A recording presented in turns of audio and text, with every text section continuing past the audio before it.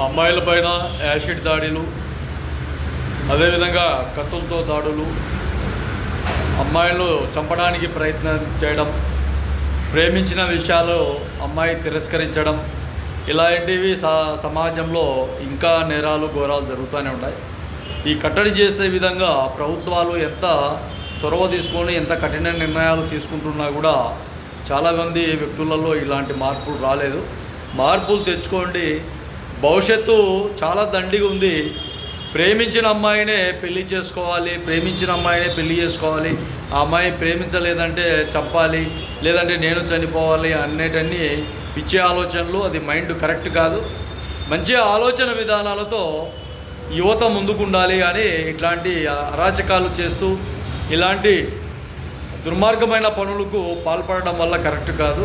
మీ తల్లిదండ్రుల ఆలోచన విధానాలు కూడా గమనించండి. ఎన్నో విధాలుగా మిమ్మల్ని కని పెంచి పెద్ద చేసి మిమ్మల్ని చదివించి ఒక ప్రయోజకులను చేయాలని ఆలోచన ఉన్నప్పుడు ఇలాంటి నిర్ణయాలు తీసుకొని అమ్మాయి ప్రేమించలేదు, అమ్మాయికి వేరే వ్యక్తులతో పెళ్ళి అవుతుంది అన్న ఆలోచన విధానాలు కరెక్ట్ కాదు. మంచి ఆలోచన విధానాలతో ఉండండి. ఇలాంటి దుర్మార్గ చర్యలు, దుర్మార్గ పనులు చేయడం కరెక్ట్ కాదని కూడా మహాజన రాష్ట్ర సమితి తెలియజేస్తున్నాం. యువత మంచి బంగారు భవిష్యత్తు ఉంది. యువత ఈ బంగారు భవిష్యత్తుకు ఏ విధంగా ముందుకెళ్ళాలి అని ప్రణాళికలు తీసుకోండి.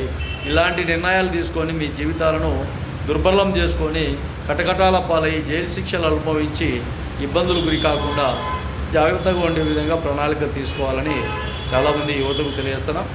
అదేవిధంగా ఆ గుర్రంకొండ అన్నమయ్య జిల్లాలో జరిగిన సంఘటనలో అమ్మాయి కొంతవరకైనా బాగా ఆరోగ్యంగా ఉండాలని మనస్ఫూర్తిగా మహాజన రాష్ట్ర సమితి కోరుకుంటున్నాం. అమ్మాయిని బెంగళూరుకి తీసుకెళ్లారు. బెంగళూరు అన్ని విధాలుగా అక్కడ చికిత్స నిమిత్తం అమ్మాయి బాగుండాలని మనస్ఫూర్తిగా మహాజన రాష్ట్ర సమితి కోరుకుంటున్నాం.